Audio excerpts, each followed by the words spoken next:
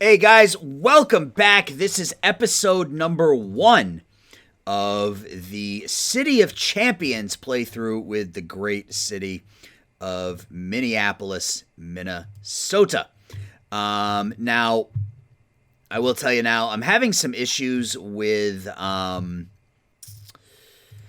Day Sports Pro Football. It won't load.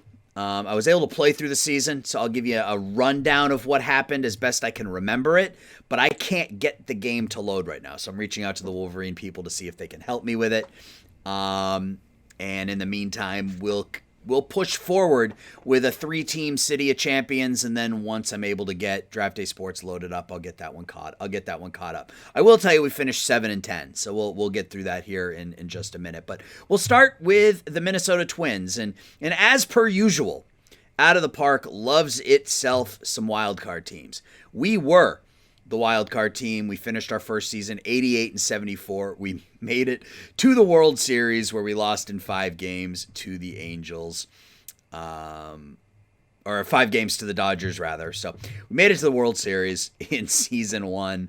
Let's take a quick look at the home screen, and you can probably look at and see some of the big changes that we made here with this club. So if we go and we look at let's look at our major transactions. So if we go all the way back to September of 2021, October, where are the transactions? Why are they not there?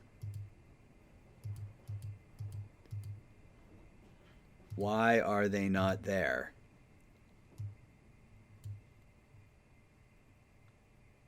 Oh, right, because we started in 2022. Right. Okay, so we signed, no, that's not right. Why are those transactions not there? They should be showing up.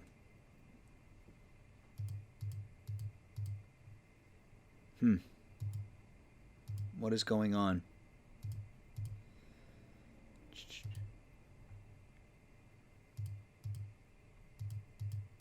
They're still not there.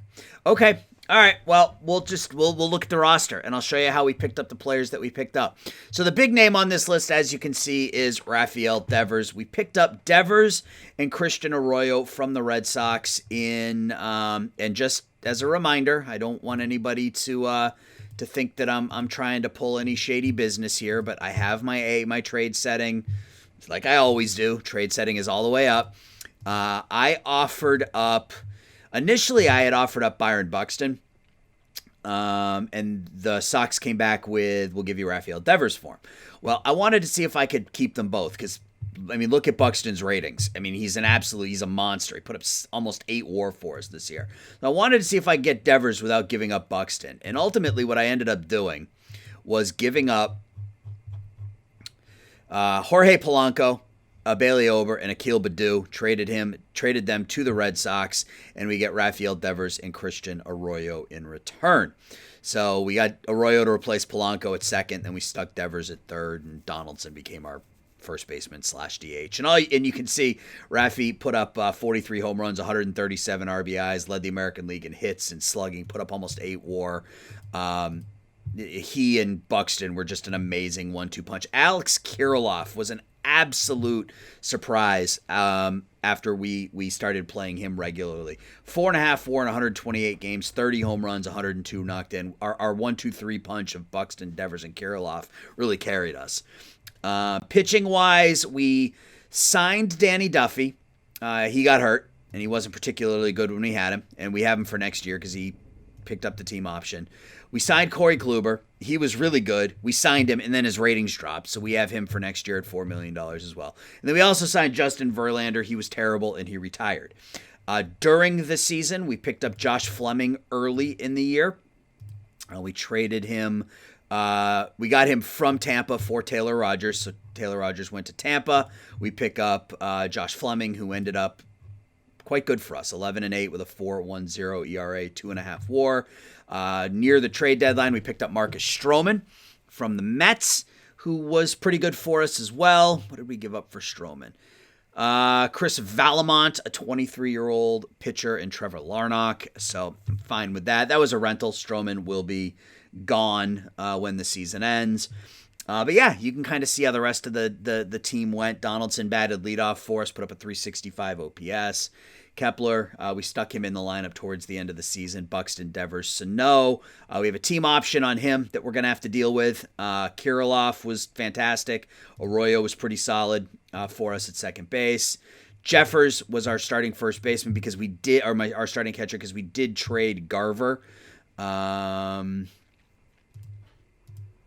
Let's see. Where did we trade Garver to? That's not what I wanted to do. We go all the way back. Let's see if we can find that deal. Minnesota, Devers, and Arroyo.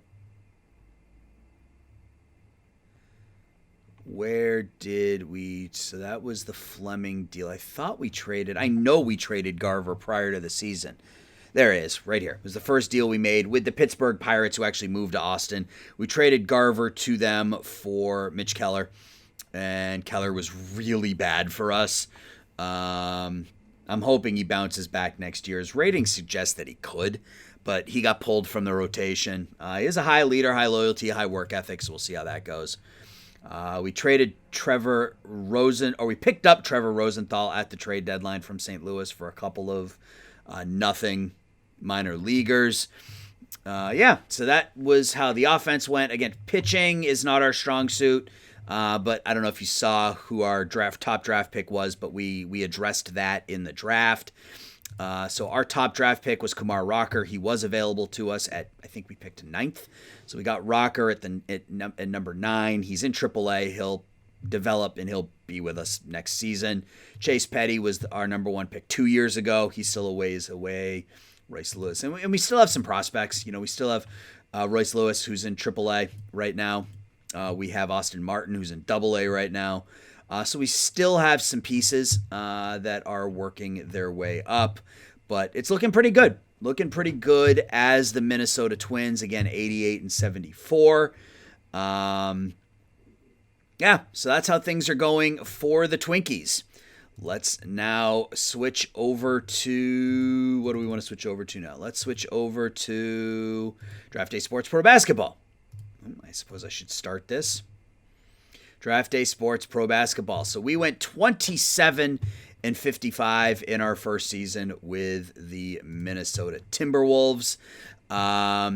We'll show you... I guess we'll just show you the roster. I don't know. I don't think we can just show our deals. I mean, we can go here to League Media, but we'd have to scroll through it all.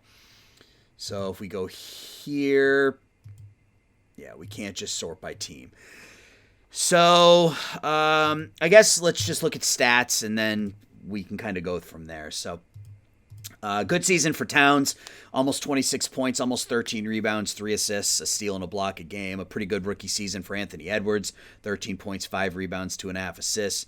Naz Reid, double digits in points, 6 rebounds. Yuhan Bagarin, who I love in this game, is a backup point guard. He was forced to be our starter due to some of the deals we made. You see we picked up Sadiq Bey from the Pistons as a swingman, averaged 9 points, 4 rebounds. Taurean Prince, 8 and 4. We weren't very good. We picked up Goran Dragic in a trade so that we could get an expiring contract.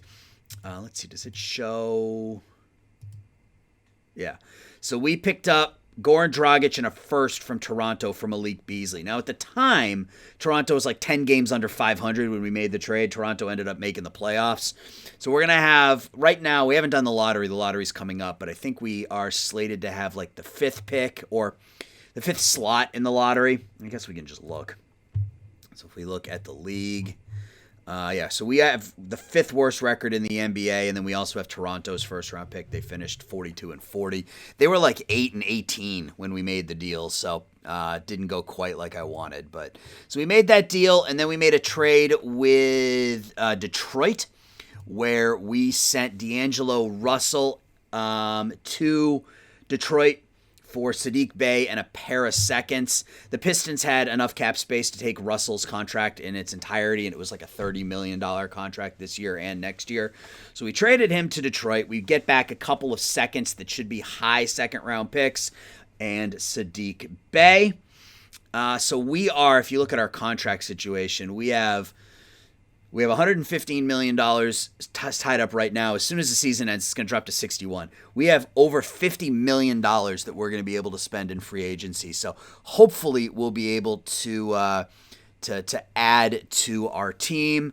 Yeah, that's really it. We didn't really have. There's really not much to talk about. 27 and 55. It was just a bad season. I guess there were some good performances. Towns was good. Edwards was good. Reed was a bit surprising. Begarin will be good as a backup point guard. We just, again, forced into the starting role. Saddiq Bey. So I think in the offseason, we're going to be looking for a point guard. And then, between the draft and free agency, we want a point guard. We want another big. Somebody to play along Towns, and then maybe another scorer. So a point guard, maybe a pass-first style point guard, and then maybe another scorer to go along with Edwards or Towns. I know Zach LaVine will likely be available. He was available in our Magic playthrough, but I'd like to try something different, so we'll see what happens there. We do have a couple of young players still, and I think it's McLaughlin and Vanderbilt. Yeah, 2.5-star. Jared Vanderbilt out of Kentucky, and then Jordan McLaughlin, 2.5-star point guard out of USC. Neither of them are great, but 2.5-star players can hang around. So next year, we likely will come back with Towns, Edwards, Reed, Begarin, Bey, McLaughlin, Vanderbilt, and that's probably it. The rest of this team is going to look very, very different. So that is year one for the Minnesota Timberwolves. Now, let's head over and take a look at the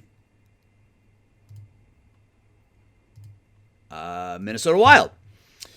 So we finished our first season 46-29-7. There wasn't a lot in terms of we didn't make a lot of moves this season. A lot of the contracts that we had have no trade clauses, so we're just sort of stuck with them. There are a couple of really bad ones after doing some digging. Jared Spurgeon looks like a pretty. He's a really, really good defenseman. He's a number one defenseman. He's got great defensive ratings, really good offensive ratings. He is an elite defenseman. But look at this train wreck of a contract that the Minnesota Wild signed him to. This is a 6-year contract worth almost $8 million for a 32-year-old defenseman. That ain't going to work. But we can't trade him because he has a no-trade clause. So we're just going to have to sort of deal with it. And he's not the only one. If you look at the contracts for this team, that's not where I wanted to go. I wanted to go here. And where am I going? Contracts. No, that's not where I wanted to go. I wanted to go to finances and then cap obligation. So you got Kaprizov, whose contract is fine. $9 million for 5 years for him is fine. You got Matt Zuccarello, who's 35 years old, making $6 million for each of the next 2 years. We talked about, this is Joel Eriksson-Ek, who's 25 years old, had a really good year for us, and he's signed to a, 8-year contract at 5.2, so he'll be with us till he's 32. Fiala, we signed. He was an RFA. We'll show you the stats here in a second, but you can see 40 goals. He had a great, great season. Marcus Foligno, that contract is fine, 3.1. Greenway, we're going to have to re-sign. He's an RFA. But defensively, Jared Spurgeon, we talked about that contract at 32. Jonas Brodin, great defensively. And again, his ratings suggest that Spurgeon and Brodin could be as good a 1-2 pairing as there is in the NHL. But we're paying Brodin, a 28-year-old, $6 million for the next 6 years after this one. Then you got Matt Dumba, who signed for $6 million, Goligoski, whose contract's up. So there's a couple of just really, really bad contracts. Our goaltending situation is a mess. Cam Talbot had a good season, but he's not particularly good. Kaapo Kähkönen is not ready. So, yeah, it was not good. I shouldn't say it was not good. We made the playoffs, so I can't really say what's not good. We did get knocked out in the first round by the eventual Western Conference champion Vegas Golden Knights. See, the Knights lost to the Bruins in 6 games. So if we take a look at our stats, Kaprizov, 40 goals, 42 assists, 82 points, game rating is 76. Fiala, 40 goals, 80 points, game rating is 74. We are in good shape. I called up Adam Beckman, who's one of our elite prospects, and he put up 14 points, and I stuck him right on the top line with Fiala and Kaprizov, and he put up 14 points in 19 games. Eric Sinek, 73 points in 82 games. He had a 67 game rating. I don't know what I want to do with him next year. I don't know if he's going to be our number 2 or if I want to leave him on that top line. Ryan Hartman had a surprising season for us. Put up 22 goals. Is that his career high? Yeah, by far. He scored 19 goals for the Blackhawks in 2017. Put up 22 goals for us last year. So I'm not anticipating him doing that again. But we absolutely have some pieces here in Minnesota. We talked about Fiala and Kaprizov, obviously. But Marco Rossi is a 5-star potential. Put up 29 points in his rookie season. Adam Beckman, we talked about. Cale Addison, 4.5-star. And that doesn't even include what we have down here. Matt Boldy, 4.5-star. Alexander Kovanov, 4-star. So we have a lot of young talent here, so hopefully it won't take long with Minnesota to rebuild that team. And then last but not least, like I said, I can't pull it up. The game just won't load, so I'm hoping that the Wolverine people will be able to help me out here. But first year with the Minnesota Vikings, I can tell you we went 7-10. We didn't make the playoffs. It was a great season for Dalvin Cook. In fact, he won the MVP. He rushed for like 1,700 yards, 18 touchdowns. But we weren't very good. Our draft, and I also simmed forward in that game through the draft, which is something I don't think I'm going to do going forward. I think I'm going to go off season to off season. That way I can show you guys the moves I've made, and I can show you the stats before the season kicks over. Like if I'd switched this over to July 1st, all of the stats would have reset. So, yeah, and I don't really know how I want these to go. This has been a relatively short episode. Especially for the episodes that I do. So if there's more you want to see, or if you want me to go more in depth, I can. Yeah, so let's see. What else do I want to take? I mean, maybe, yeah, I don't really know what else to do, you know? So like I said, as soon as I can get Draft Day Sports Pro Football up and running, I will get that one caught up. I'm going to continue ahead with the Wild, the Twins, and the Timberwolves. And as soon as I can get football working, I'll get caught up with the Vikings. But yeah, so not a bad first season. We made the playoffs with the Wild. We made the World Series with the Twins. We are in pretty good shape with the Timberwolves in terms of cap space and assets. It's only the Vikings that are right now kind of stuck in no man's land. We've got a ton of money tied up in just a handful of people.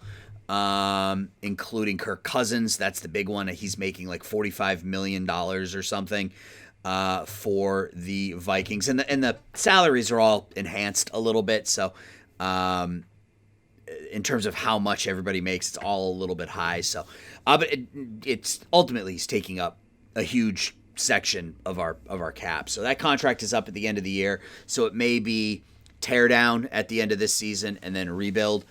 We rebuilt from the inside in the draft. Our first round pick was a tackle. We drafted a linebacker and some cornerbacks. So we didn't really focus on the skill positions. We have a couple of really good skill players in Dalvin Cook.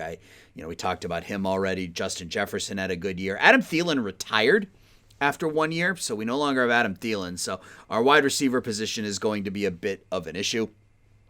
And yeah, I think that's about it. I mean, I think as I do this, I'll get a little bit more comfortable with the routine and maybe we can dive into it a little bit more.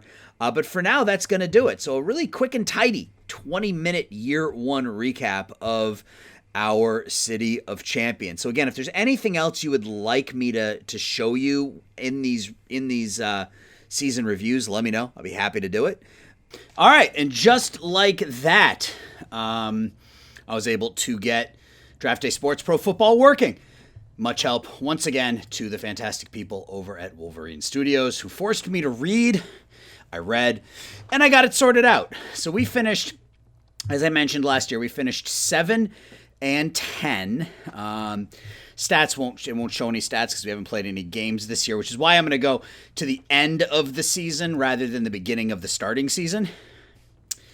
But we'll take a look at a couple of the players. So Kirk Cousins, last season for us, threw for almost 4,000 yards, 20 touchdowns, 12 picks, QB rating of 87.6. He wasn't terrible. Dalvin Cook with just a great year, almost 1,600 yards on the ground. He caught 47 balls for another couple touchdowns, 13 touchdowns. He was fantastic. We signed Cordero Patterson. We signed him in the midway through the season and then brought him back. Let's see. Our number 1 pick was Norman Torres, number 11 overall. Tackle, you can see 78 overall, 93 strength, 71 pass blocking, 86 run blocking. He looks like he's going to be a stud. Let's see. Let's look at the rest of our. Jonathan Williams was a 4th round pick for us, 78 overall, good speed, decent enough hands. Rudolph Graham was a 7th round pick, 77 overall, 7th round pick. Very, very good there. Bradley Salisbury was a 6th round pick. He's not particularly good. Hugh Lewis, we did just draft a wide receiver because we needed one in the 2nd round out of William & Mary. Only 73 overall, but 86 speed, 76 hands.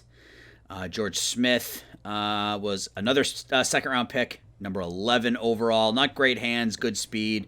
And this was a pretty bad 2nd round pick. We kind of punted on that one. Ted Gunter was a 3rd round pick. He looks to be pretty good. 48 tackling, 81 speed, kind of maybe a rushing style linebacker with good agility, decent strength, good speed. So maybe a pass rushing linebacker of sorts. What else do we want to look at? Justin Jefferson last season as our number 2, 79 catches, 804 yards. He'll be our number 1 this year. We do not have good pass catchers. We picked up we did make a trade. I forgot about that. We made a trade. We picked up Dalton Keene. Does it show who? History? Yep. We traded Kenny Nwangu and Zach Davidson to the Patriots for Dalton Keene and Jacoby Myers. So we tried to pick up a couple of positional players to help out our quarterbacks. So we now have Irv Smith Jr. and Dalton Keene, 2 young, talented tight ends. And we picked up Jacoby Myers, a 24-year-old. So our top 3 wide receivers now are Jefferson, Myers, and Hugh Lewis. And then our top 2 tight ends, Keene and Smith, and Cook in the backfield with Kirk Cousins. Defensively, not a ton to look at here. Anthony Barr had a great season, 112 tackles, 6 tackle for losses, 5 sacks, and interception. He was really, really good. Yeah, and that is your Minnesota Vikings. Like I said, I was able to get this up and working. We're at training camps, so I will sim this next season up to the end of the season. So there won't be any draft or anything in this one. I'll be able to recap the draft in the following episode. So that is all 4 teams. Like I said, I wanted to get a quick video in this week because a lot of quick videos this week because of Christmas. No time to really sit and go too deeply into these, but this gets you episode 1 and kind of gets you a feel for what I'm going to be doing. So once again, guys, thank you for watching. Thank you for your support. I'll talk to everybody soon. Bye-bye.